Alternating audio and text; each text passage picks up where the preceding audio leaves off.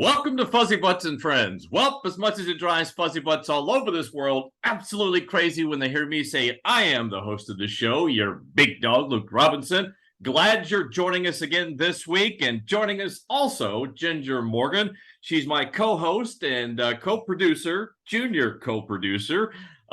She's also the executive director of the Puppy Up Foundation. Ginger, how are you? I'm doing well, Mr. Junior Producer and host, junior host. Yeah. I am looking forward to spring. I'm back on the weather subject again, but it's nice to be warming up to here in the South. It is. It's warming up. We're having lots more fun outside with the Fuzzybutts. We've got a little adventure course out there to get some exercising in. And it's just crazy good fortune that we have our guest today because she knows about training. She knows about adventuring with her Fuzzybutts.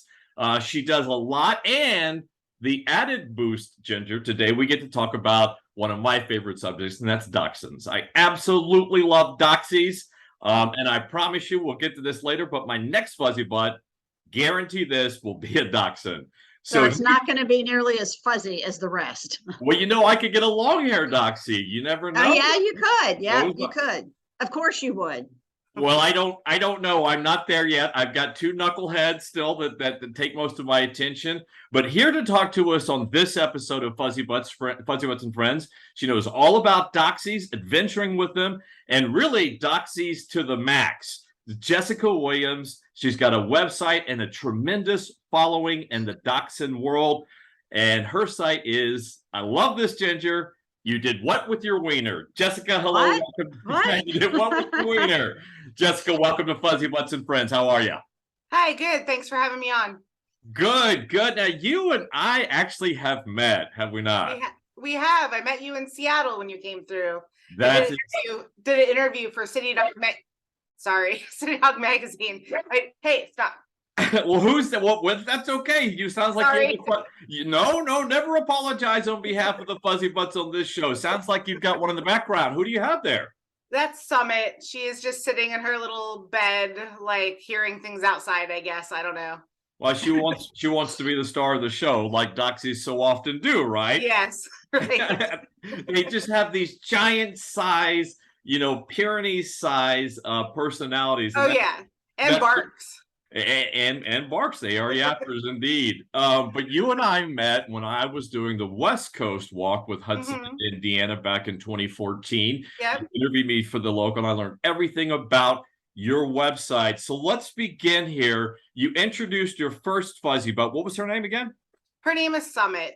Summit. I love it because Summit, the peak. I call her my low dog with high aspirations.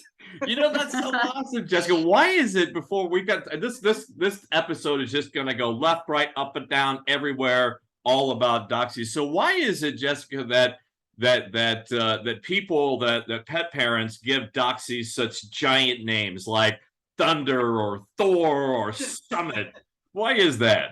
Well, in general, it's because they're very big personalities. Like, they're very present. They're not wallflowers by any means. And they, think they're bigger than they are. And in my case, we, as we'll get into later, we hike a lot, and people think, oh, that's quaint. You hike with your dachshund a couple miles. No, we climb big mountains, 5,000 feet elevation gain, 15 miles, things like that. And so they really are big. I mean, they can keep up with the big dogs. So they're little dogs, but they have giant spirits inside.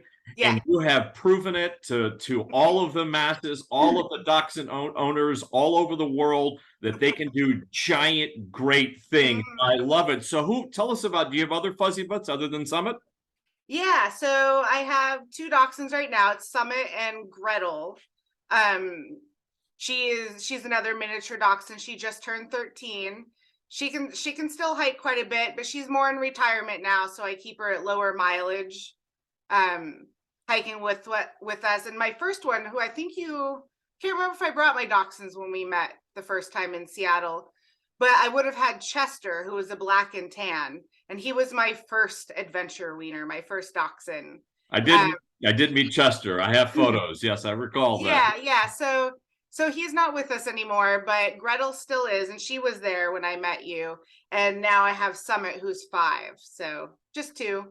Well, that's as many as I have, and I have my own reasons for that, and that is I never want to have more fuzzy butts than I can carry out underneath each arm, and when we're in a tight spot, right? You know what I'm talking about, right? Yes, I do. Excellent. Well, let's start off with the biggest, I guess, probably the biggest question before us today, and why Dachshunds? What is it about that breed that you just zero in? That's the dog breed for me. Well, it didn't work. It didn't start that way. It never does. Right? I mean, it's funny how life hands you things and then they turn out to be perfect. And I wasn't against little dogs, but like most people, I wanted a dog to hike and camp with and do stuff. And a small dog wasn't on my radar. So I was obsessed with Rhodesian Ridgebacks. That's what I was going to get. And then after college, I moved in with a roommate who had a Dachshund, got a Dachshund puppy, and then had to go out of town. And I said I'd take care of her dog for her. And then, the rest is history, I guess. But we moved apart, and he ended up living with me full time. But I just took him hiking and camping. I didn't really know that people thought they couldn't do that, and he always was willing and capable. And then I just fell in love with the breed, as most people do. Once you have a Dachshund, it's really hard to go back, or at least you circle back around at some point in your life. Well, I think I'm going to go the opposite of you. I think I've obviously I started out. I've had 5 Pyrenees so far, and I'm just going to go down. Dachshund is where I'll end up. So I'm going to start out big, going to go small. So did you backpack and do some of these crazy adventures with your roommate or your friends, Doxie? Is that what you were saying? Yeah, back then I didn't really backpack as much, but a lot of hiking, regular hiking. He helped me train for a marathon. That was Chester. He didn't run the long training days, like the 18 miles. But he could go to about 7 to 9 miles without much difficulty. And so he would do the shorter runs with me, my little companion. Ginger had a couple of Doxies, and she was formerly a marathon runner. Now, I got to ask the question, Ginger, did you jog and train with your Doxies? Well, that reminded me of a really funny story. So I had a Rottweiler German Shepherd mix, and then I had a Dachshund. And so on our short runs, like a mile or 2 or something, because I didn't really want to run him too far, my friend would take one or the other, Pete or Lucy, my Dachshund. And I remember one day we were started at the end of, and my friend I'm at one end of the block and she's at the other end of the block. So we are running up the street and we are like nose to nose, because Lucy there's no way the little Dachshund is going to let the big dog ever outrun her. And the neighbors, it's like in the evening, so the neighbors are out, in their yard, and everybody's laughing because I'm going, go Lucy. It was pretty funny. But when you said that they they don't realize that they're small. Another story I thought about was when Pete and there's a little patch of woods close to the house, and I would let them off leash over there. Probably wasn't supposed to, but we did. And I would run while I was training for the marathon. We would just kind of run through those woods. And Pete, if a tree fell, he would go over it. Well, Lucy could have obviously gone under it, but no, she would go to the lowest point, jump up there, run up to where he jumped off, and then she would jump off. It was the funniest thing. It was like, no, if he can do it, I can do it. Well, how long was it after that you began? 79 miles running that's quite an adventure for a Doxie. So how long was it before you did that, and then you decided I've got to get my own, and you ended up with Chester? Well, it just happened. It was a slow transition. At first, I was a permanent dog sitter. It was still her dog, but he was living at my house, and months turned into years, and I was doing all the caretaking, and, we just kind of decided that he was now mine, I guess, about year maybe 6 or 7. So you actually ended up adopting this. What was this Doxie's name? That's the same it one. was Chester. This was so Chester didn't. I'm sorry, I must have okay. lost that. So Chester wasn't even yours to begin with. Correct. Oh, okay. This He was no, it's okay. He was my roommate's dog, but obviously I lived with her. She's my roommate. So when she was out of town for work, which was a lot, he was my dog. I took him everywhere. I mean, I did hike with him too. I did the marathon training. I would travel a lot to visit my friends and family. And he obviously couldn't stay home alone, so he went with me. He was my co-pilot everywhere, sat in the in the passenger seat.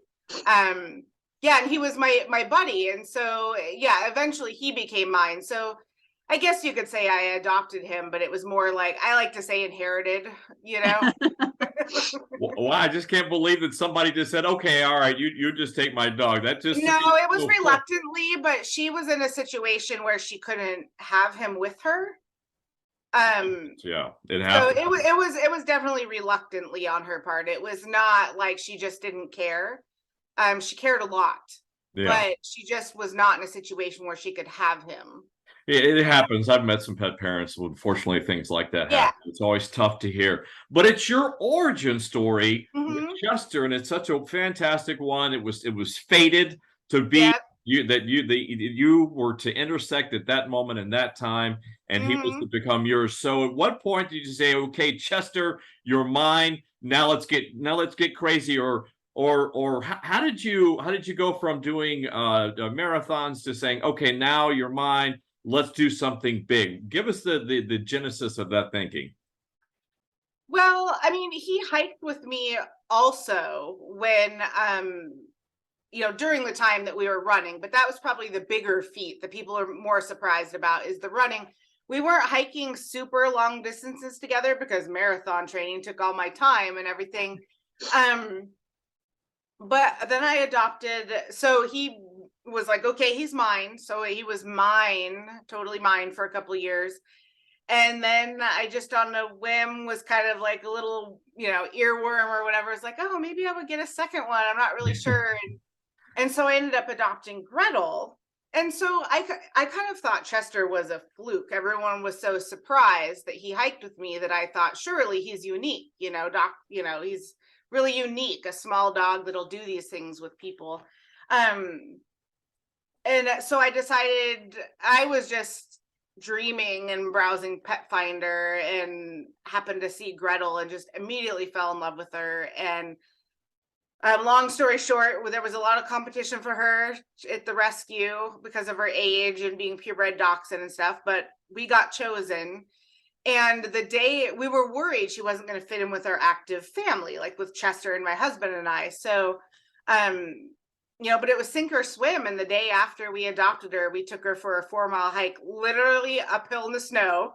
Not there was downhill, but and I wasn't sure she was going to like it. And she took to it right away. Like, she had super high anxiety. She was on Prozac, everything. She didn't have a very good start to life. And she just lit up with hiking. And then I thought, wait, I'm on to something. It's not just Chester. Like, I think dachshunds naturally like this. And then it just kind of started my journey down to learning more about dachshunds and doing bigger and bigger adventures with them. So how did you get from there? Tell us how you got the idea for what did you do with your Weiner? It was actually that day. So a little aside origin story is that I was looking to change careers, and I was going through a life coaching program. I'm a personal coach, and WordPress was really new at that time, but websites were still a thing, and we're beginning, more and more people were getting websites. And so part of this training was you have to have a website, and not only do you have to have a website, you have to have WordPress. I've always been kind of an early adopter of technology, and so in the back of my mind was I needed to learn how to use this WordPress thing. I wasn't ready to start a site for my business, but I needed to learn how to use it.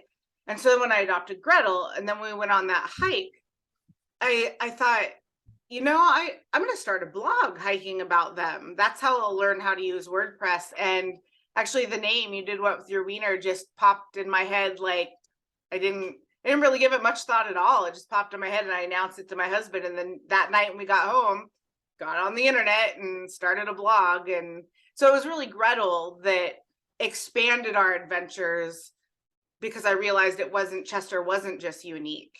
I mean, he was very special, of course, but I mean, like, Dachshunds in general are very athletic dogs. So yeah, it was to learn how to use WordPress, and then I loved it and it took off, and now it's my full-time job learning about Dachshunds and sharing it with people. So basically you discovered the hidden secret superpower of Dachshunds, and Yes. you had to share it with the world. Yes, of course. That kind of goes against the whole superhero thing. Don't they keep that thing secret, or secret identities? Did you give your Doxies masks? I did not. But because it is kind of a superhero power, because I think that's how superheroes, I think, their origin stories begin. They don't know they have them, and the circumstances occur, and then they realize it, and they want to keep it secret from everybody because they don't want them to think that they're weird, that they can do these things. But I would imagine you get that question a lot, though. You did what with your Dachshund? And right. Exactly. That's why it just made sense. Yeah. Absolutely. When you first told me, when I first met you in Seattle, you told me that name, and I've loved it ever since. And it certainly is it's a conversational piece too. I think I probably still have the text message that he sent that said, "I met this woman who has a website, has a blog called." And you're not going to believe what it's called. Yeah, with me, unfortunately, that probably could get a little misconstrued sometimes. So, at that time, I still had Lucy and Ricky. Yeah, that's right. Until I get my first Doxie, then I'll own that title. Well, yeah. It's a great name, and I love it. We have some photos here before we get into the breed and sort of, I guess, not the scandal, but also I would imagine you get criticism out there because Dachshunds are known to have health issues and their specific issues. But before I get into all that, we want to break all that down. Let's see some photos. Now, I'm not an expert really at anything, but certainly not an expert like you at technology. So let me see if I can screen share these photos. I've got them queued up here, ready to go. So do you see that? Yes. Yep. All right. How cute. So tell us about, because the show, we try to make it all about Fuzzybutts, but we don't always get them in. Your photographs are spectacular. These are gorgeous. Thanks. Thank you for sending these to us. So tell us about this photo here. What's going on here, kind of thing? Yeah. Is this Chester and Gretel? No, this is Summit and Gretel. So Gretel's in the back and Summit's in the front. Okay. And I would love to say this was after a big epic hike, but actually this is one of my favorite places in Washington. And this spot here is not far off the road. So sometimes, it's just a photo op, but we did go on a big hike later. We went on a 9-mile hike later, but this picture is actually not on that hike. But anyway, this is up by Mount Baker in Washington State. It's up in the kind of northwest corner. Only about, it's a little bit convoluted roadway to get around, but essentially as the crow flies, it's only probably 30 miles from the Canadian border, something like that. Yeah, it's okay if you actually do the miles. If you actually legitimately do the miles, it's occasionally okay to fake it for a photo op. It was the best. It was an awesome spot. I was like, well, you got to do it because, as you know, when you're out there adventuring and stuff, sometimes you have these amazing photo opportunities, but you're not able to actually do it because you're in a precarious situation. It's a little bit. Or you're delirious because you're tired and you're hungry and that's so true. The day has beaten you down. You've got no energies, and you're like, okay, no photos. Let's go on these hikes and think, oh, this is going to be spectacular. I'm going to get these amazing photos. I'm going to get all this video. It's going to be amazing. And then I'm like, I'm hungry, I'm thirsty, I'm tired. I can't tell you how many nights I've had in a tent at tents with my Fuzzybutts after a long day hike, and Ginger and social media. We got to get the photos and do all this. And I'm like, I've got no energy. I've got nothing left, and I hurt. Everything on me hurts, and I'm going to sleep. So I totally know that 100%. Sometimes, yeah. So this is Gretel again, and this is same area of the state. Actually, looking at it now, 3 of these are the one without me in it are all the same area of the state. But it's my favorite. It's amazing. So this is actually, so there's 2 hikes here, and where she's standing is like kind of a landing spot, the high spot on one hike. But the mountain behind her, you can hike up almost to the top of that, kind of where the snow patch is over on the right. Oh, wow. And so we did both in a day. This is about 5 miles where she's at, and then you go back down. They start at the same trailhead and split off. And then we did the other hike. So we ended up close on this mountain behind her. And it's Mount Larrabee, and it's one of my favorite mountains up there. It's just beautiful. It's amazing. How old is Gretel here in this photo? This wasn't that long ago. So, I mean, 12, just Like, 12, yeah, maybe. because I can clearly see the gray on her muzzle, and you can see she's got that look on her like, I've been there, I've been to this rodeo, I've been She around has the the block. cute little old lady look for sure. Yeah. She Little does. bit skinny, lost some muscle, you know, as old dogs do, but she is very capable still. But again, we did even last year, you know, last fall, it was kind of accident, but we hiked 14 miles. It was only supposed to be 10. We got turned around, but she did it, and I was worried she was going to be really sore the next day, and she wasn't. 14 miles in one day, in one stretch. Wow. Well, that's a lot, even for me and my my friend and I were so ready to be done. yeah. And so it was elevation hiking. It was a long trail. There was definitely elevation, but yeah, it was probably only like 3,000 or 4,000 feet of elevation gain, so it wasn't super steep. Yeah. Wow, it's beautiful. She's a gorgeous. Yeah, she's beautiful. Kid. So here's the next one. Nope, it just brought up chat mistakenly for some reason. Do you see that one? So this is the same area. That's Mount Larrabee again in the back. So this is when we went back down and then hiked the longer trail in the back. So yeah, I guess I didn't send you any pictures of Chester. I actually, we have one more. Let's take a look at this. It's still not Chester. No, Gretel.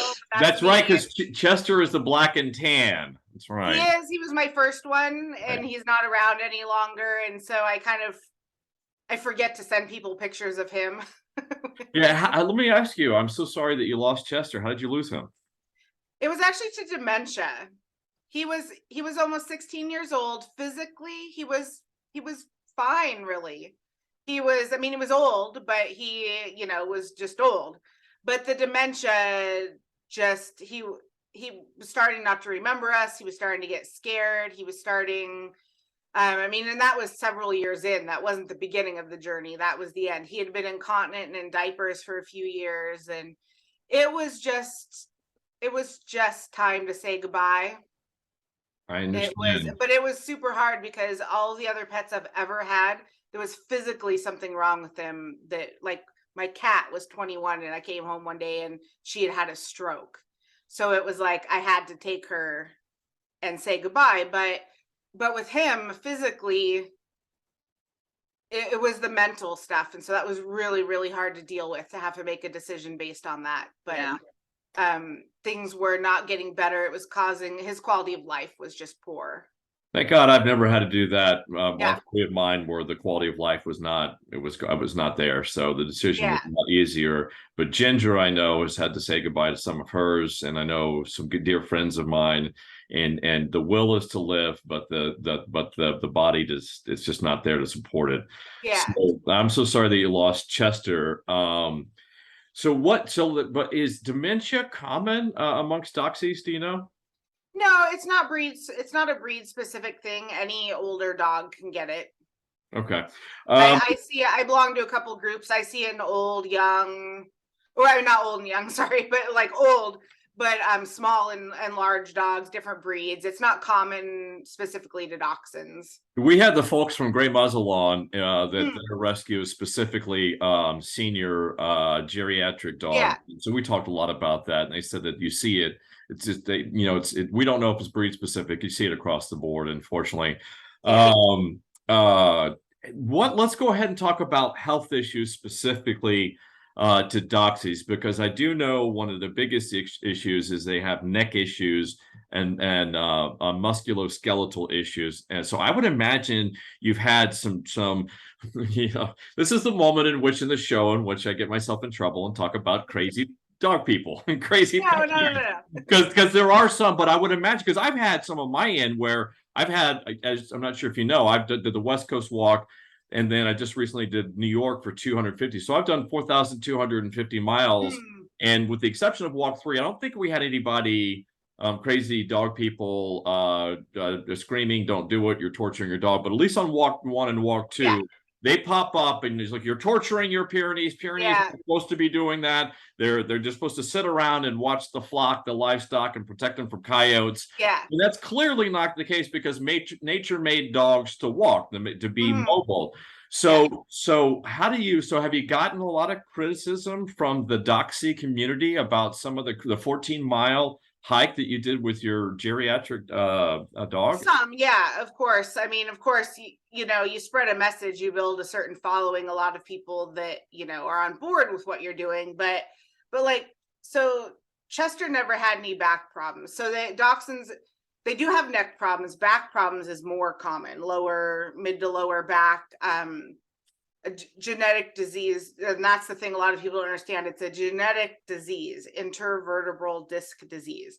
And it dries out the discs in between the vertebrae, and they rupture, they crack, and put pressure on the nerves, which can cause paralysis. Now that can happen in the back or the neck, more commonly the back, but it can happen in the neck. But people, so I know this is one of the talking points, and we might get this later, but I will jump a little bit ahead. So my mission is breaking stereotypes as part of my mission. And part of that is educating people that they must, so there's the genetic factors there.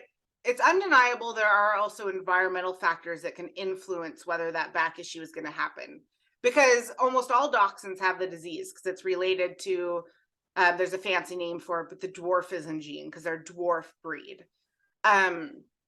And so almost all Dachshunds have it, but only 25% are going to have any kind of back issue. So clearly there's something else going on there besides just the genetic disease. There's other genes involved they haven't been able to identify yet. There's also environmental factors. But people think, okay, well, one of those is exercise. We have to be very careful because they're fragile and we shouldn't exercise them. But it's actually been shown that when a Dachshund is moderately or highly active, they have less incidence of back problems. That was going to be that was the question I was just writing down. Do we have studies that show that an increase in exercising reduces that from happening? And we do. Yeah, yes. And it's not just Dachshund back things. I think I can never pronounce it. Muscular, you know what I mean? The skeletal, musculoskeletal. Yeah, absolutely. Yeah. Yes, ma'am. Being strong. So with Dachshunds, being strong and fit, the weight, you know, of course, would, if they're overweight because they're eating and not exercising, eating too much and not exercising, it puts stress on their spine. Also, those muscles are not strong in supporting the spine. And so when there's an impact, if they're playing rough or they're doing something, that spine is not really protected like it would be if they had really strong muscles.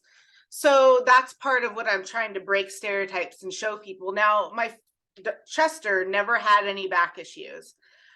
Gretel, when she was 5, she had a back injury and was diagnosed with the disease. So she has it, but she recovered. It was mild. I caught it early. Hers happened to be mild. There's like 5 stages. She was in stage 2. We did a big 10 weeks of crate rest and stuff. And she's had minor flare-ups since then. You know, of course, I watch her and I do all I can to try and protect her. But to me, being inactive is not protecting her. In fact, it has the opposite effect. So like I said, last year, she hiked 14 miles. And I was a little worried she'd be sore because she does have calcified discs and it's not diagnosed arthritis. But in the fall, when the weather gets cold, she gets a little stiff. You can tell, you know.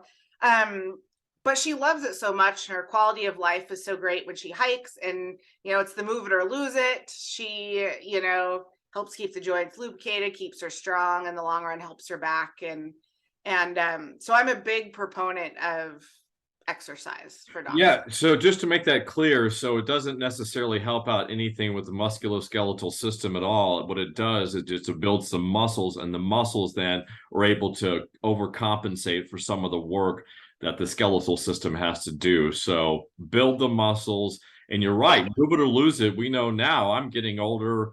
It's an unfortunate reality of entropy, is an unfortunate reality that Right. participants can escape from. But it's a reality that I think about more often now than I did when I was younger, and that is atrophy of muscles. Muscular tissue is a very real problem the older you get, and you have to be more and more active. But I got to say, I'm not even sure that I would be comfortable pushing my Doxie if I had a Doxie that had back problems in middle age at her age. But I before you jump in there. But I am a big proponent about breaking stereotypes. What I call it, and I'm going to be calling it forward now, is push. Is that we all have to push ourselves mentally, spiritually, physically while we're on this planet, because we know of the reality of epigenetics. And epigenetics has taught us, with what we've learned in the past 5 to 10 years, is that our bodies are constantly evolving. And so what you said before is, use it or lose it. Well, that's absolutely true. Is that if we're not constantly exercising every aspect of ourselves, pushing ourselves in every respect, the mental challenges that your Doxies experience on the trail, that's great mental exercise for mental acuity as well. So pushing, I'm all about that. But you're right, it's a really tough issue with how hard do you push, when can I push, because just real briefly, not sure if you know anything about the New York trip we just did, but I was supposed to do the whole thing with my 3-legged Pyrenees. I'm now the proud parent of a 3-legged Pyrenees that got me. I'm not sure I got it. He more got you was one way. But I was going to backpack 300 miles from the start of the Hudson River down to New York City. He was sidelined with health problems. But now, so we did all that. We got back here. He didn't hike with me. I had to push his 3-legged butt up and down the mountains all the way to the city. But we got back here, and his hips, his muscles had atrophied because he'd been in that utility cart for 3+ months, and so now we're working out the muscles. So I find it difficult, even for me, as I'm trying to get him back, get his strength back. How hard do I push him? Because real concern with 3 legs is that if I do some real damage, that damage could be difficult. So, Jessica, what resources do you lean into to learn more about physical issues, exercising, and or is it just something that you learn with your kids and just sort of learn as you go? For me, so it's something I've learned over time. I've been hiking most of my life, and I was even a wildland firefighter at one point, and you don't like I reached my limit, like literally I was crying, like my brain wanted to keep going, my body was like refusing, and now that's me and not my dogs, but to be at the limit teaches you a lot about yourself, and a lot about limits, and a lot about what you're capable of. And I am very keen on watching them. How are they doing? I understand. Like I don't go out and make her hike 14 miles just to impress people. That's just what we do. I'm just sharing what we do. I push myself to hike 14 miles. But if I go out for a day and they're not, I mean, it's different for you because you're on the road and you're going, thousands of miles. For me, if I'm going out for a 10-mile hike and, 4 miles in, something looks off. She doesn't look into it. She doesn't look like, she's comfortable. We go home, So I'm always watching. It's always a balance. And with ourselves and both with our dogs, I don't want to criticize anybody because I definitely recognize people I am someone who's a little bit more comfortable with risk than maybe the average person. There is risk in everything in life, but you have to decide where that is for you, and you have to push things a little bit. And once in a while, I'm not going to lie. I mean, there's been times I've taken the dogs for a hike and everything seemed fine. And we got home and they slept 24 hours afterwards, like passed out. And I was literally like, oh, I think I broke my dog, you know? And it was like, okay, that was too far. You know, now he was fine. That was with Chester. He was fine. He slept, he recovered, no problems. But I was like, oh, that was too far. What did I miss? Like, what did I? And so there's always a balance between pushing the boundaries, but not pushing them too far, I guess I would say. So it's just over time, I've learned and of course, we didn't get off the couch and hike 14 miles. She's been hiking, 13 years of her life. And we started with the 4-mile hike, which still isn't short by a lot of people's definition, but again, I watched her very close. We were ready to turn around if she didn't like it right away. So it's the most important thing is knowing your dog, knowing the signs they're getting tired or not into it or not feeling well, and being willing. It's their hike. People say, I don't know if you've heard it, but hike your dog's hike. When I'm going with my dogs, it is their hike. They run the show.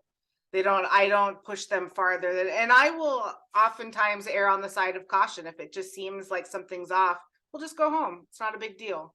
I say the same thing. Sorry to interrupt.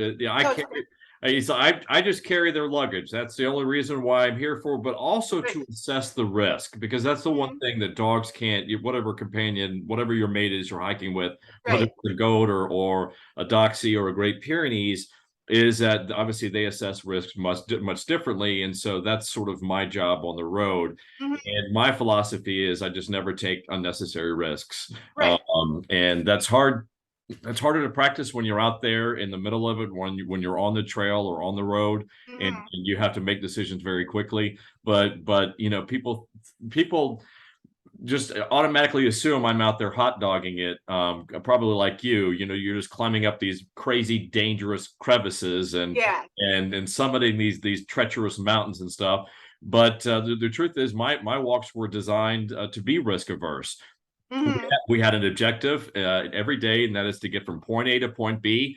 And sometimes we would make it, and sometimes if it was too hot, and like you said, you have to assess every couple of minutes, every half an hour. You have to see how they're drinking water. Are they hydrating enough? Are they taking to snacks? And if they're not eating snacks, which they typically do, then you start you're like you're always recalculating and thinking about, okay, where are they at? You're doing sort of a check, basically. You're checking with them. So if you could do that, and you're right, this is not something you just jump into and start from day one. You've got to work yourself and work them with them. But one of the things that back to the concept was pushing, and I think it's a fascinating concept, because one of the things that people miss is they just see this as pushing yourself and your companion physically.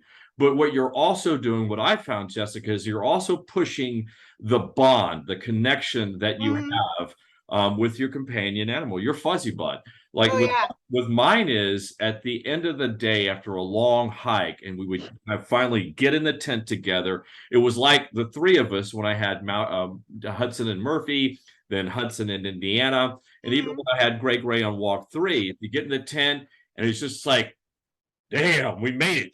And it's snuggle time. It's just there's a peace and solace and a connection that I've never felt with my fuzzy butts in any other setting. You can't feel that. You can't develop that bond sitting on the couch with your fuzzy butt as much as we'd like to, right? Yeah, and I think you're walking, at least when I met you in Seattle, was a lot of road walking, but it's still solo, and to me that's scarier than hiking in the mountains. Oh, absolutely. It's probably like, I don't know what the numbers are, but my guess is probably 10 by a factor of 10 times riskier. To walk with your dogs on the road. And some people have tried to come out and walk little stretches with us, and once they see the cars and they're like, no thanks. But we're done. We don't need that. It's very risky, and it is a different experience. But the greatest thing about it is that you come away from the experience with a trust And I think an understanding, and I think also an unspoken language with your mates. Yeah. Now, that didn't happen with Gray because during the day I was doing all the work and he was sleeping the entire time. So we got into the tent. He wanted to keep me up and playing like Poppy's tired. You didn't work. So it was a different deal. But yeah. But what I was going to say though about like, so just pointing out that even though you and I are doing this in completely different settings, the risk is still there. And there's something about, because I do mostly hiking solo with the dogs.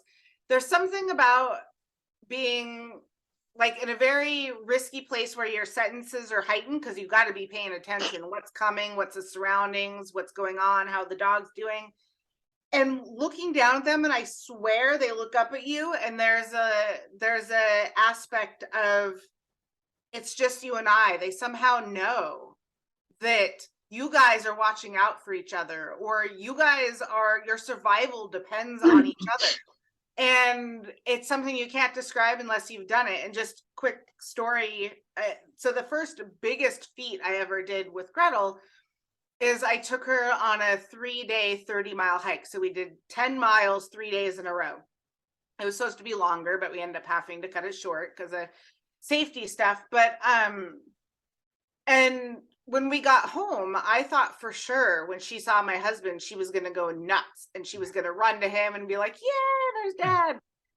And she took one look at him and she came back and climbed in my lap. And now she's always been more attached to me than him. I'm her person. And he's just like kind of her person, but she had never been that attached. I did not expect that reaction. And I definitely think it's because we spent 3 days alone out in the woods and with only each other to rely on. And that really did strengthen our bond.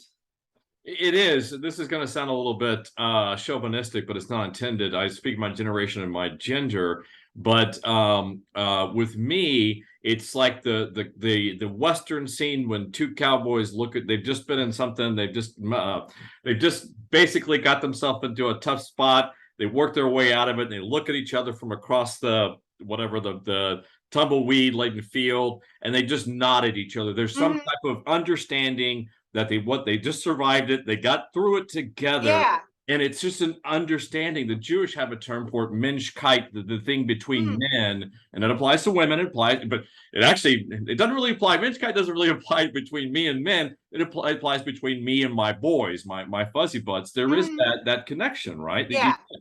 And it's like unspoken understanding is what I think of it like. Yeah, and people like you might know that kind of connection can happen between people. It's like the wink wink, the inside joke with your best friend, things like that. But to see that actually happen with your dog when you don't speak the same language, you're not even the same species, is pretty amazing. Really. It is. It is. And I need to, how much do you write about this aspect of what you're doing, the adventuring? That's my first question. And my second question is, how successful have you been in converting the sedentary Doxie people to the converted them from sedentary to adventurous Doxie people? Yeah, so when my blog started, it was only adventure. It hasn't, over the years, it's kind of, so I saw myself for years as an adventure dog blog. But people who found me, my audience, were Dachshund fanatics.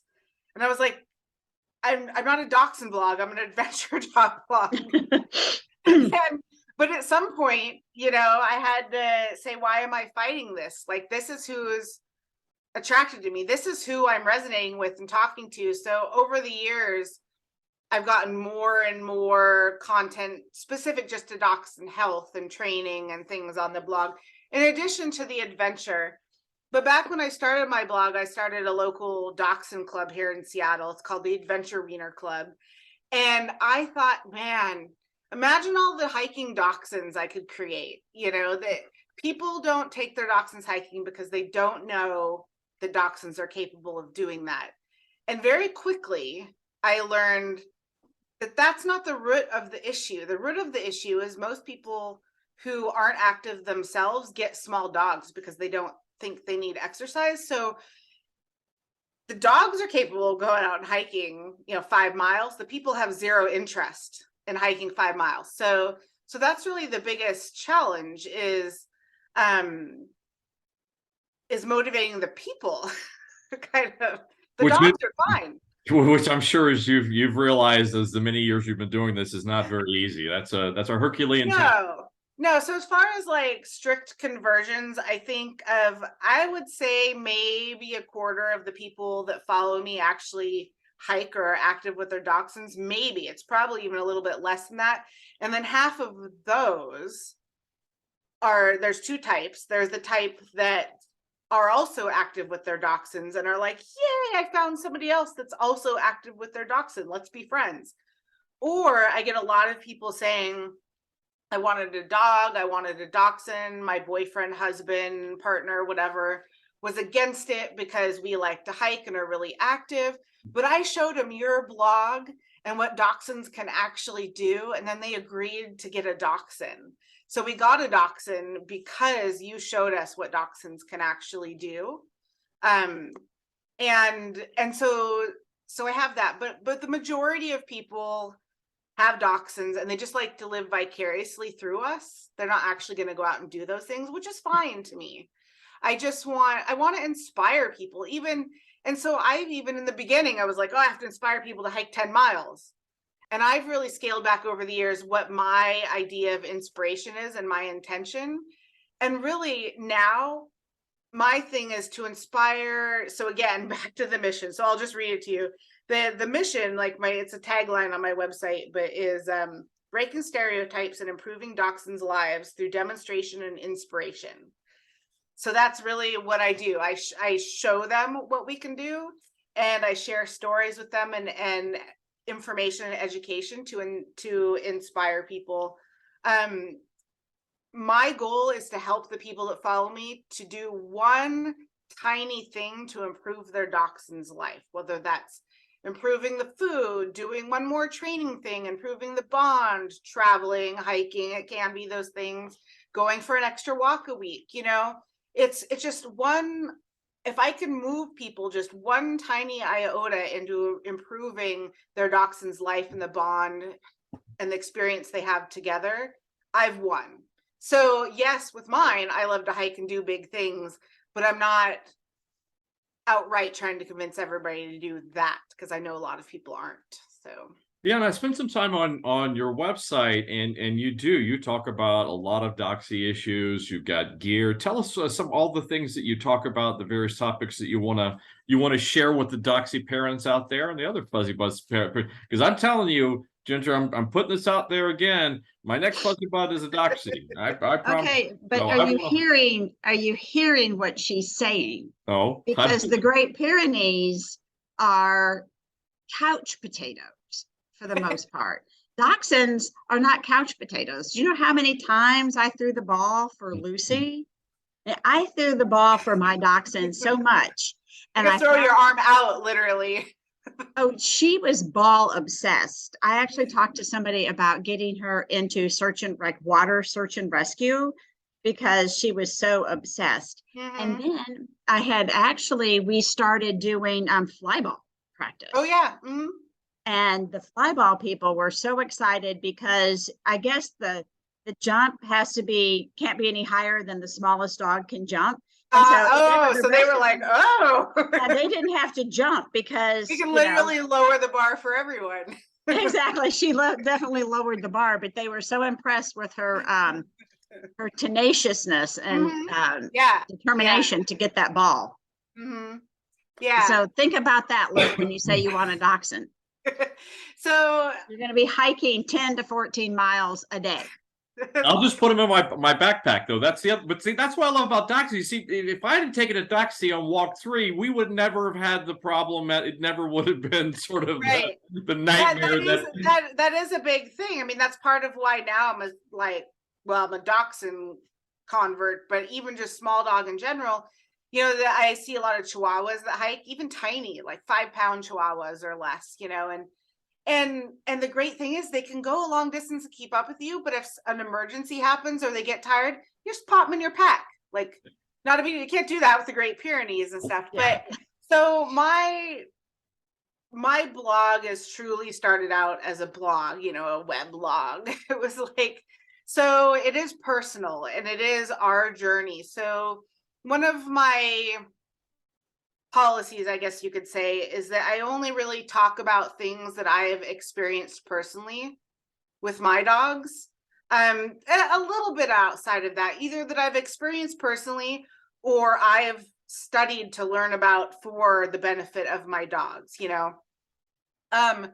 So what I talk about really does evolve according to what's like. I didn't start putting IVDD and back issue stuff on my blog until Gretel hurt her back, because now all of a sudden it's a big deal and I can talk about it from a first person and we're going through this experience. So I mean, of course, I talk about hiking and camping with small dogs. I also talk about travel. We love road trips. Like, I love road trips. It's usually to hike and camp somewhere, but road trips. So I'll write about, you know, traveling with your dog, road trips, driving with your dog, hiking and camping. Of course, my dogs eat food and need general care stuff. So I talk a little bit about nutrition or vaccinations or, you know, general. I didn't until recently, you know, I got into the back stuff and then really into like muscle strengthening and, you know, just health, keeping your dog strong and active. And more recently, so Dachshunds have a reputation of being really stubborn, which I'm not going to say they're not, but it depends on your perspective of how you're looking at it, because yes, they can appear stubborn, but what's really happening, what I see really happening, and from what I know, is they were bred to hunt badgers. They go down in a hole, they fight this thing, there's no one around to protect them, they have to make their own decisions. They want to get to a certain goal, they want to achieve a certain goal. It's up to them to do it, to figure out how to do it. So that's what you're dealing with when you're trying to train a dachshund. Now, a lot of people say, oh, dachshunds are stubborn, they're untrainable. They just do what they want. And so they don't put in any effort to train them. And that's another thing on my blog. I do not point fingers at anybody because I made all of the mistakes. I've made them all, you know, and it wasn't until I got Summit, my third one, where I thought, I'm going to have the best trained dachshund ever. I'm going to train her, you know, and she's pretty well trained, but I realized myself I'm not in, like, I don't want to be a dog trainer. I'm not in love with the process, but she's trained pretty well. And so now I've started talking about training on my blog, but also I try and make things accessible to people. I say along the lines of, look, I get it. I believe the stereotype. I didn't train my dachshund, but here's the little bit that I'm doing. This is what anybody can do. Look how easy it is to have. My friend who is a dog trainer, I used to kind of put down my own efforts. Oh, I'm lazy. Oh, I don't do that much. Oh, I'm not very good at it. And she's like, I challenge you to change your perspective to look how little effort it takes to have a well-trained dachshund. And I like that. And so that's what I try and share with people is, look, they don't have to be perfect, you know, but if something's bothering you, you want to make them good to live with. And if you want to travel, you want to go to restaurants, you want to take them places, a dog that is frustrating to go out with, you're not going to do those things with. So train them enough so that it's a peaceful, pleasant situation and they get to go more places and have a more enriched, active life if you train them. So I hope that answers your question, but so it evolves over time. But yeah, absolutely. And you also have to respect and appreciate the fact that dogs have different personalities. They don't, people think that, okay, well, just because you're a Doxie, that they're all going to be exactly the same. That's absolutely incorrect. In my vast experience meeting pet parents, talking with them and meeting so many dogs, thousands, or I don't know how many it is now, is that dogs are vastly more intelligent and complex than even what the PhDs give them credit for. And I feel like that's just a shortcoming of science, that we don't have the metrics and the means to measure that level of intelligence.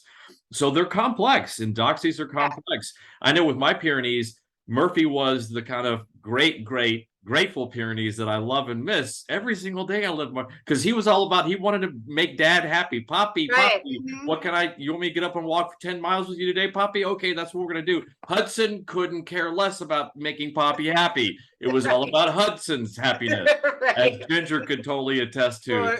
Totally, yeah. When Murphy wasn't around and we had Indiana, which Indiana and Hudson unfortunately never really connected the same way. Hudson was like, well, why am I walking on the West Coast? I already walked on the East Coast, Poppy, and We've already done this. Murphy's Yeah, not Hudson around, was like, without been there, Murphy, done that, not doing this again. without Murphy around, I don't care. I'm not going to do anything for you, Poppy. And it was so bad. Ginger knows we had to ditch Hudson. I don't know if you knew this, if you followed us. We had to ditch Hudson at the California state line because he was like, no more. I'm done. Yeah. So you know about personalities. Yeah, definitely. And there are definitely breed things in there. For example, a Dachshund is, when you're talking about trainability, is not a border collie. They want to please you. They want to do, they're there. What do you want me to do next? What do you want me to do next? Dachshunds, not so much. But that doesn't mean they're not trainable. But within the breed, each one's really different. Like Summit is very responsive to me. She does. I don't think her motivation is that she wants to please me. She wants to treat. I do a lot of training with treats, but she's whip smart and she picks it up right away. And she also picks up my sloppy training. Like I'm not as consistent as I should be. I'm not as clear with my commands as I should be.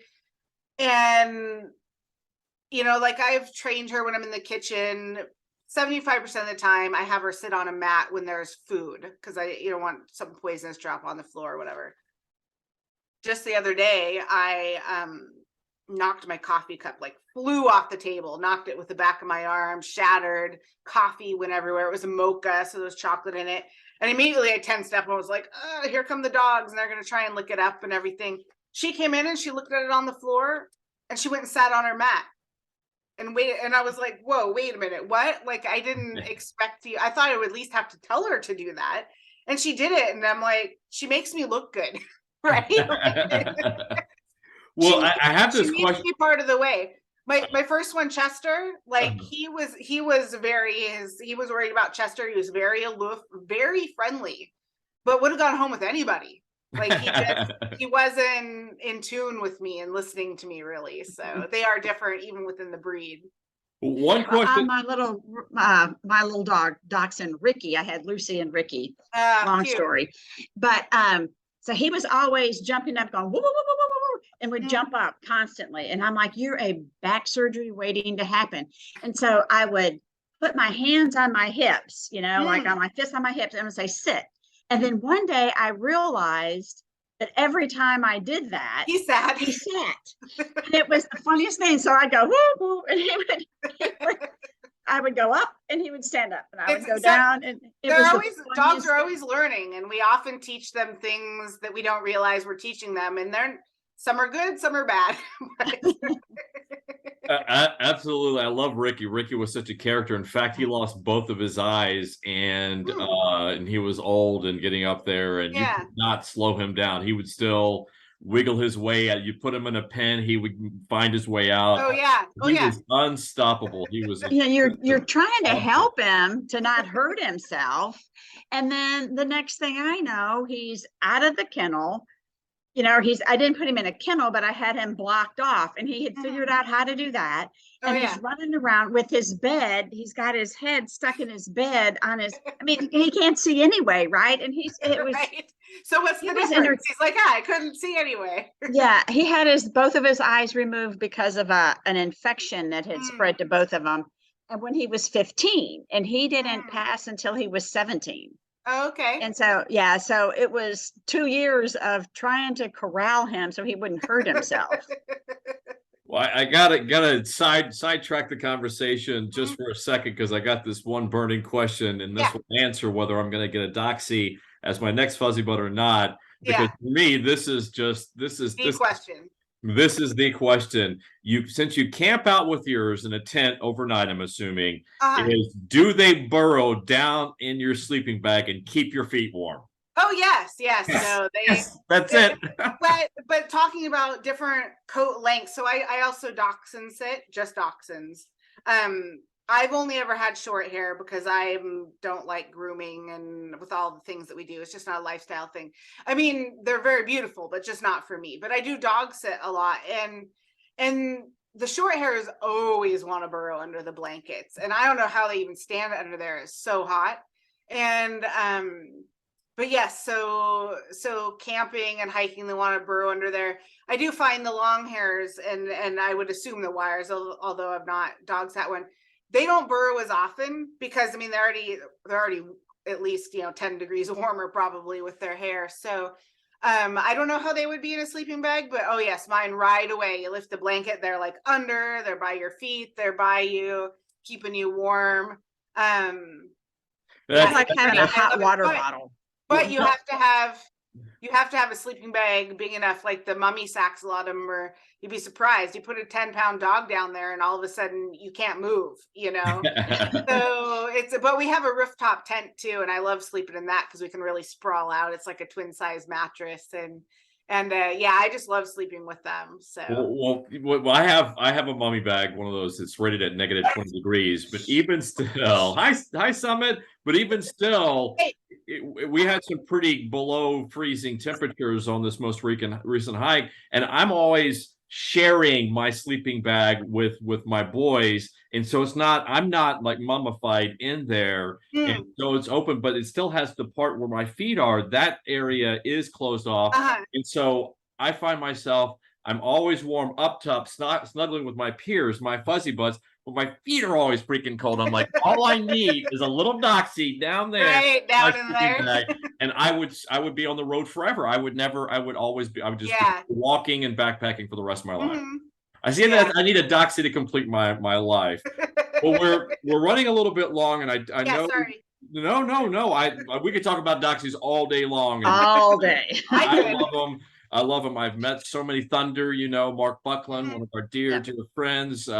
He lost his to lymphoma, and just all the Doxies I met. There was, of course, Stephanie's in East Boston, Thunder.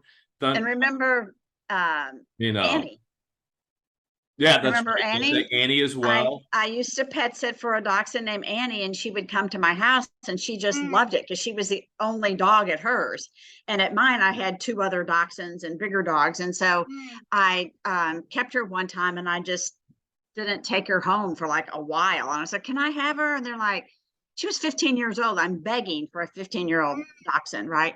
And they're like, "No." And then what was it, like 6 weeks later, they said, "You're the only person who comes in through our front door." And she sits by the front door all the time looking out. So if you want her, we love her, but she misses you. So yeah, and Annie was like the opposite of your kid. She was diabetic or something. I don't think she had any exercise her entire life. Yeah, no, she was overweight, but we got her, I got her on a diet.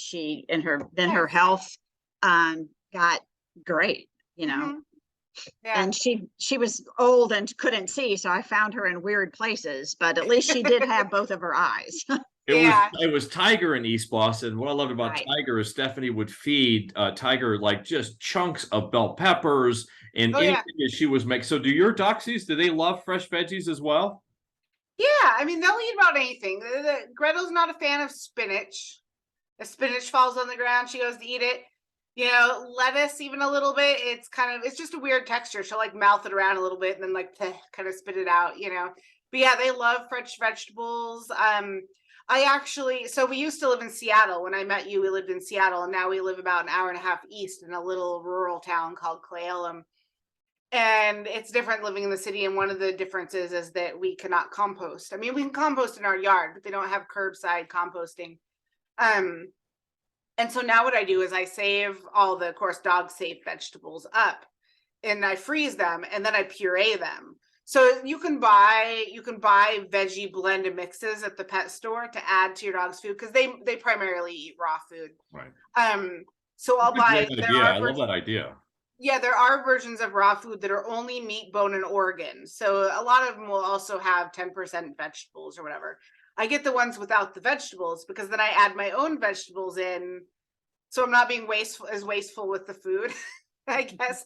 So, but they love that. They also love, I'll drop little pieces of, broccoli or red pepper or something into their dish. And yeah, they like that stuff. Well, since so much of your job, Jessica, is educating pet parents, Doxie parents, about what you can do and the limits that you can push with yours. I'm all about pushing institutions, and that's probably the hardest thing to do, is to push or change institutional thinking and institutional behavior. So have you found with dealing with veterinarians, do veterinarians have the preconceived notion that Dachshunds are a small breed, they're prone to back problems, and so you shouldn't push them? You shouldn't. So do you get pushback from the profession? I don't. I've been very lucky. So just our regular vet, I mean, it's important to find a veterinarian who is kind of in line with your thinking. And she's really great because she's very knowledgeable. She's also not alarmist about a lot of things. And, she may or may not think that it's a great idea that I hike with my Dachshunds, but she doesn't try and talk me out of it. She'll say they're very fit, they're very, very healthy weight. Like, yeah, sure, if they like it, kind of thing. When Gretel injured her back, though, I went to 24-hour emergency vet, so not our regular vet. The vet came out and told me, that she did have the back disease. And of course, my life flashed before my eyes. We were going to be able to hike again or whatever. And I asked her about that even there at that moment. And she said, because she's so strong and fit, she's going to have a really good chance of recovery. So she was like, that's amazing that she's strong and she's fit, and then I went right next door and made an appointment with the rehab veterinarian, and she's like a world renowned. She does lectures. She was one of the co-inventors of the Fit Paws dog gym equipment. So she's very knowledgeable, and I kind of same thing asked her. And I think rehab is kind of similar for all of them, but knowing that our goal was to get back to hiking. I mean, she gave me dog gym exercises, like muscle strengthening exercises, and let's build our muscle back up, and was really coaching me along with her healing and her recovery, knowing that our goal was to hike again. And she absolutely said yes and thought it was great that I hiked with them. So I've been very fortunate. The vets that I've come across, that's part of what's emboldened me to spread that message on the blog, is I've mostly come across veterinarians who think that it's a great idea. That's wonderful. Are those veterinary clinics, are the veterinarians there on the West Coast, though, that you're speaking of? I would imagine that's a little bit different maybe in the South than some of the country vets, because they tend to have some of the old stereotypes and the old misconceptions. Like, one of them that drives me absolutely nuts is that you can't amputate a leg off a giant breed dog or a big breed dog because they just can't move, which is completely untrue. Right. I still find that. Well, that's great. Because I want you to get the word out to as many Dachshund parents out there. And I think that you said something key a second ago, Jessica, where you said that Gretel was already physically strong before that occurred. And it seems like that actually maybe helped with the rehabilitation and the healing process, right? Yes, because she basically, our goal was to bounce back to where she was, not make her something she wasn't before the injury, so it's like anything. If you're a runner and you pull an Achilles tendon, you have certain tools and avenues and resources to get back to where you were, and in a lot of cases you are going to recover faster because A, you're more dedicated to it, and B, your body's got this memory, it's got a memory of what you used to do, and you want to get back there. So it's got a place to get back to, if you're not active, you don't even walk regularly and stuff, you injure yourself trying to recover. But when you recover, all of a sudden getting this place where you're walking a lot and regularly is going to take a lot longer to get there. Absolutely. I know exactly what that's like. Well, tell us about this. I love this name. Tell us about Bark Rangers. Okay. So you're talking about the article you saw on my blog, maybe? Yes. Yeah. So the reason I ask is that it originally started as a national park program of a way to educate people with dogs that visit the national parks. As you know, most people probably know, the rules vary quite a bit with national parks and where dogs are allowed to go, but most of them are very restrictive. But in order to even keep dogs coming into the park, like, they need to educate people about where they can and can't go and how to, basically they're signing a pledge. They're getting a cute little tag that says Bark Ranger. They're reading the rules. They're signing a pledge that they're going to do that. Since those programs, so it actually, as far as I that I've been told, it actually started at Olympic National Park, which is here in Washington, and I used to work there. I worked there for 8 seasons.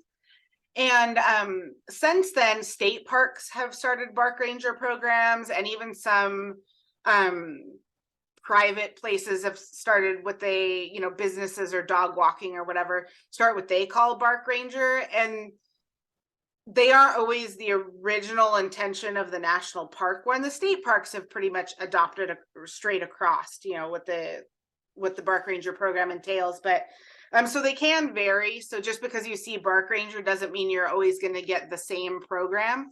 But I think it's really fun, and it's a great way to educate owners. I mean, who doesn't want a cute little badge for their dog that says Bark Rangers? And, if more people are responsible when they visit places that have fairly strict dog rules, there's potential that down the road access could be expanded a little bit,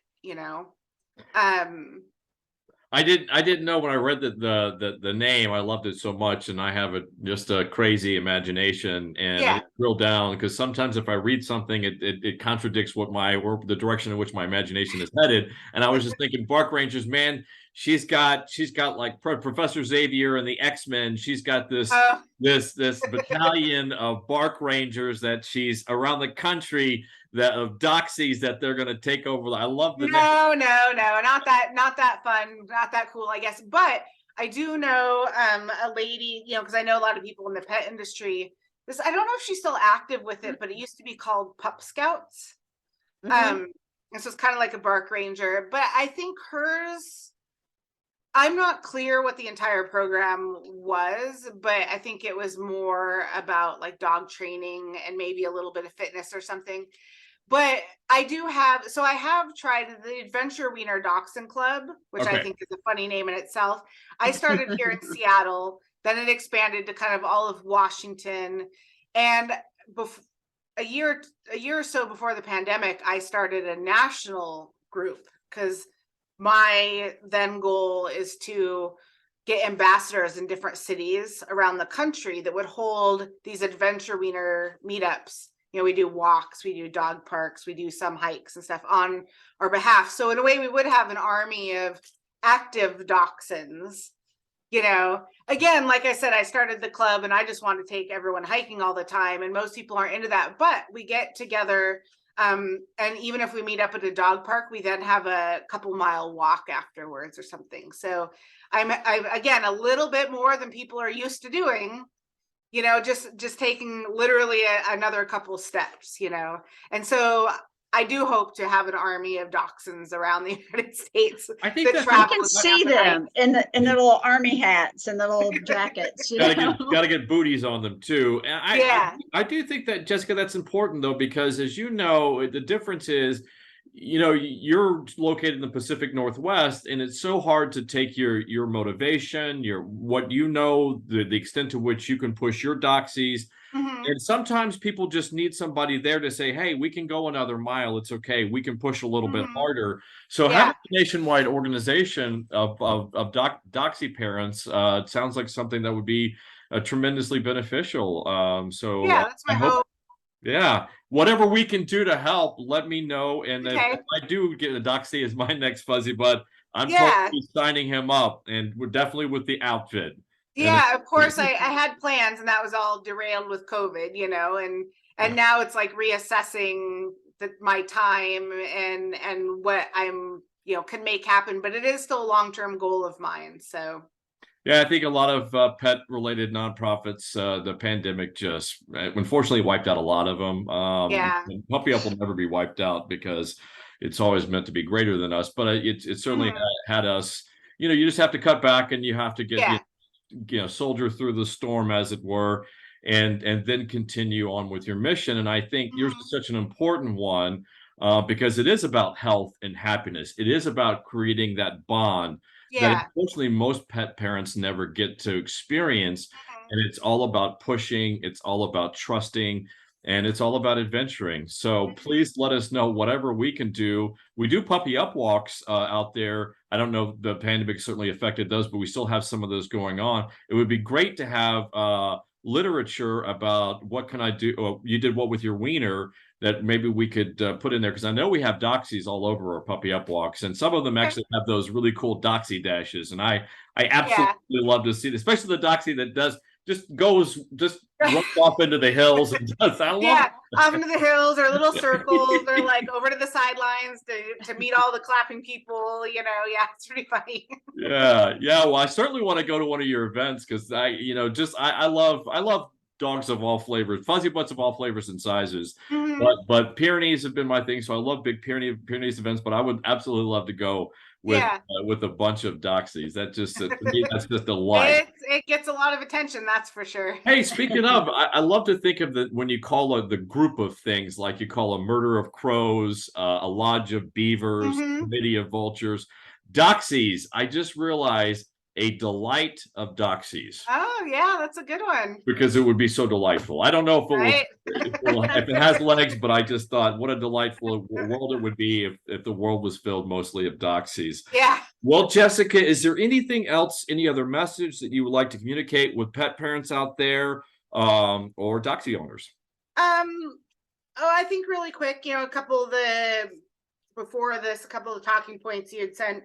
I just made a couple notes, but sure. So one is like the value of companion animals in society. And just for me, it teaches us to do better as people. I mean, so many stories, people say, I got my first dog, I got a reactive dog, I got a blind dog, I got something, and it has changed their life. Like, I'm an extreme example. I adopted Gretel, and then I left my government job, and now I blog, and my full-time job is literally learning about Dachshunds. That's definitely one extreme end of the spectrum. But it completely changed my life, 100%. I never even dreamed of having my own business, and everybody I hear is, oh, I got this dog and it changed my life. So I think that dogs teach us to do better. They teach us to be better people, to improve ourselves, and also just, to get out more, because obviously dogs want to get out and get exercise and socialize and meet people. And then if I had to leave like message to pet parents is, again, along the lines of teach us to do better, but that your relationship with your dog can be better. Like, you may think it's great and there's nothing wrong with where it is right now, but it can be better. And that's what I hope to help, people with dogs and parents. Like I said, just a little bit of training or a little bit of an adventure or a little bit of, make their health better, make them more comfortable, do something. It can improve your relationship with them. So those are two messages, I guess, that I don't really share in a lot of interviews that I'm on, but those are very, very important messages. Well, we put that bullet in the bullet points for every one of our talking points for the podcast, but I find that most of our podcasts are entirely about the value of companions in society, but it's good to stop and remind that that's so important, because like I'm sure my story is that Malcolm changed my life forever. I would be a billionaire running a corrupt corporation somewhere and probably doing very, very bad things if it wasn't very detached from your family or friends or whatever. I don't know what I would be doing, but it probably wouldn't be that good because I'm that kind of troublemaker. But Malcolm changed everything. I stopped everything and just said, this, my life as it was will not continue in the same direction. And it was because of Malcolm. And that to me, I never look back at my life and go, well, I could have, I never, in retrospect, think about it being differently, because it took me on a path, and that path continues to take me to areas and on new adventures that give me greater meaning. And it all has to do with Fuzzybutts, with the value that companion animals give to society. It's not measurable, it's not quantifiable, but our society would not be in the shape it is, which is in bad of a shape as it is right now. But I also think it's because Fuzzybutts are not the focal point of society somehow. Yeah. We get too lost from them. Well, those are all wonderful points. Jessica, give our audience, where can they find you? Where can they find your wonderful, powerful blog? And where are you on social media? So the blog name is You Did What With Your Wiener, all one word. My social media accounts are the same. I won't get into the details, but someone may notice if you go to type that in on Facebook, you should find it. But Weiner is proper spelling is IE, and I didn't really know that in the beginning. So anyway, I wasn't able to change it on Facebook, so it's still spelled EI, I think, on Facebook. But that's still me. You can see my face, you can see my dogs. Where You Did What With Your Wiener on Instagram. We do have a TikTok. I don't do much with it yet. We also have a YouTube channel. I don't do much with it yet, but I'm working into expanding into those areas. So mainly Instagram, Facebook, and then just directly to the blog. You can also, I have a newsletter. You can sign up for the newsletter. Send that out a few times a month. Excellent. And so Doxie parents can find you there. And if they have any questions, if they want to share wonderful stories and beautiful photos like you take with theirs, that's where they can find you. Yeah. All right. Well, Jessica, thank you so much for being here. Yeah. Ginger, we're at that point of the show where I ask you, as I ask you every episode, what did I leave out and what did I screw up this time? Well, let's see. What you screwed up could take a long list. No, everything was fine. I think there's nothing. You can't screw anything up with Doxies, though. There's nothing you can screw up about an episode entirely on Dachshunds, though. Yeah. What we didn't say is that the Dachshunds train us very well. They will, yes. Yes, they will train us very well. Yeah, it's going to be an interesting experiment if and I ever do get a Doxie, because as you know, I'm notoriously not very trainable. Your big dog is not very trainable. So I will, if and when I do, we will have you back on the show. Also, Jessica, you're welcome back at any time with Fuzzybutts and Friends to update you on a new program, anything you've got going on. If you're going to do an epic hike with Summit or Gretel, although Gretel's probably not up and then doing epic. Yeah, she's moving into retirement, but I am thinking about getting a third one. I've not talking about in the beginning of the show, having only two hands basically. So because I hike and travel solo, it is going to be a big challenge. But so anyway, there'll be that, and so I will learn how to live with three and do stuff with three. Yeah, I'll definitely reach back out. I've got potentially a book in the works. Cheers to that. I do too, and it's been years in the making, and those are not things to do. My story keeps evolving, but yours is a wonderful story, and people need to read it. And I promise you, the next time I'm back up in the Pacific Northwest, I will look you up. If I'm traveling with my fuzzy, let's go out and let's just do some hiking, take some photos, shoot some videos, and show people what it's like.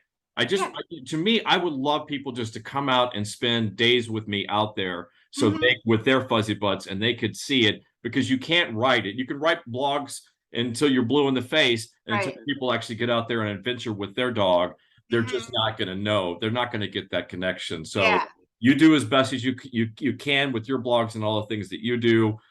Ginger, one other thing, I almost forgot it, talking about Doxies and having so much fun, is we usually do a cancer tip of the week, sponsored by the Puppy Up Foundation, but you have something I think a little different for us. Well, it's still a cancer tip, but this March is also Poison Control Month. So one of the things I was going to mention, with it being spring, a lot of times people are putting all kinds of treatments and things on their lawn. They're planting flowers. So just make sure that when you do that, read the fine print on some of the stuff that you put in your yard. I know several years ago, I just bought like some decorative rocks, and then I dumped them out, and then I looked at the bag. Should have looked at the bag first, and it said, may cause cancer. Well, then I'm digging up all the decorative rocks, and I don't know where I put them, away from the dogs anyway, that was for sure. But any lawn treatments that you put, just make sure that it's it's animal friendly. You can talk with the companies, and one of the things that I say is, okay, so if you say that it's animal friendly and my dogs lick their paws, would you walk across what you just treated barefooted and lick your foot? And if there's silence on the other end, I wouldn't use that company. Yeah, it's sage advice because it's springtime in most parts of the country, and it's time to get out and do landscaping and also start vegetable gardens, which is on my list of things to do for 2023 is to make my own food. And you got to know what not only tools but what ingredients that you're using and what chemicals that you're using.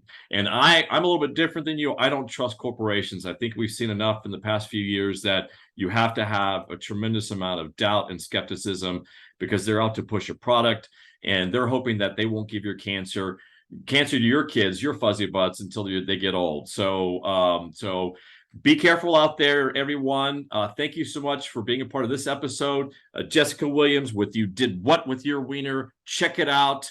It's awesome. And then get out there and adventure with your fuzzy butt. It's that time of the season. Everyone, thank you for being here, watching us. We drop a new episode of Fuzzy Butts and Friends every Tuesday. You can find it on our YouTube channel. That's fuzzybuttsstudios.com, or you can go to your podcast platforms such as iHeartRadio or Spotify, and you can find us there. Until next week, puppy up.